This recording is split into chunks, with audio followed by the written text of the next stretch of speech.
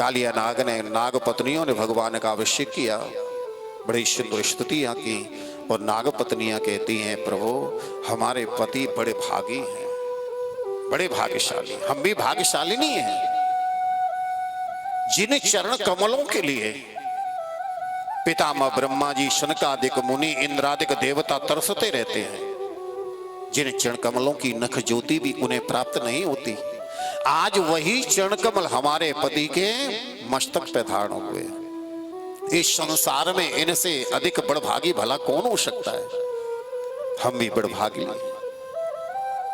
यदि आप यहां न पधारते तो हमें भी तो दर्शन नहीं होते। इनका ऐसा स्वभाव नहीं होता तो भला आप क्यों आते? हम भी भाग्यशाली नहीं है। कालिया नाग ने गोविंद को अपने फन पर विराजमान किया। उस घर से धीरे धीरे बाहर लाने लगे। इधर ब्रजवासियों को जब पता चल गया था कि कन्हैया ने यमुना के जल में छलांग लगा दी, तो सभी ब्रजवासी नंद यशोदा आदि दौड़ करके यमुना तट पर आ गए, जो बार बार रुदन कर रहे थे। और इन ब्रजवासियों को ऐसा प्रतीत हो रहा है कि मानो जैसे जल के अभाव में मछली तड़पती है, इसी प्रकार से कन्हैया के अभाव में और ये ब्रजवासी तड़प रहे थे। और मछली को जब पुनः जल की प्राप्ति होती है तो वो ऐसा प्रतीत करती है कि मानो मेरे निकले हुए प्राण पुनः वापस आ गए। कन्हैया जल से जब बाहर निकले, सभी ब्रजवासियों ने दर्शन किए तो इनको ऐसा प्रतीत होने लगा कि अब हमारे प्राण पुनः वापस आ गए। सभी ने गोविंद के दर्शन किए। कालिया नाग, नाग पत्नियों के साथ रमणक दीप चलाकर मेरे गोविंद ने यमुना के जल को शुद्ध निर्मल स्वच्छ किया। बोलिए कालिया मर्दन भगवान की जय हो। आज कथा के मध्य में प्रातस्मरणीय पूज्य सदगुरुदेव का पुनः पदार्पण हुआ है। हम आप सभी बड़े भाग्यशाली हैं कि महापुरुषों का शुभ आशीर्वाद श्री किशोरी जी की कृपा से बार बार हम सभी को प्राप्त हो रहा है।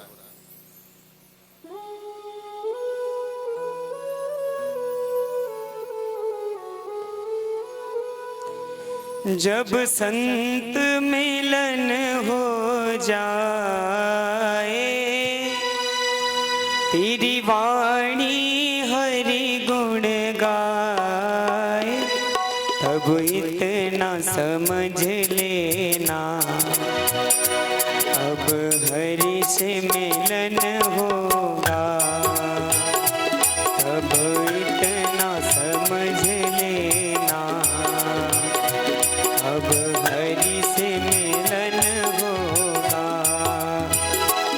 जब संत मिलन हो जाए, जब संत मिलन हो जाए, तेरी वाणी हरि गुण गाए, तेरी वाणी हरि गुण गाए, तब इतना समझ लेना अब हरि से मिलन होगा। अब इतना समझ लेना हरि से मिलन होगा। नहीं क्रोध किसी पर आए, नहीं क्रोध किसी पर आए, सब में तो नजर हरि आए, सब में तो आए, अब इतना समझ लेना अब हरि से मिलन होगा। अब इतना समझ लेना अब हरि से मिलन होगा। बोलिए सदगुरुदेव भगवान की जय हो।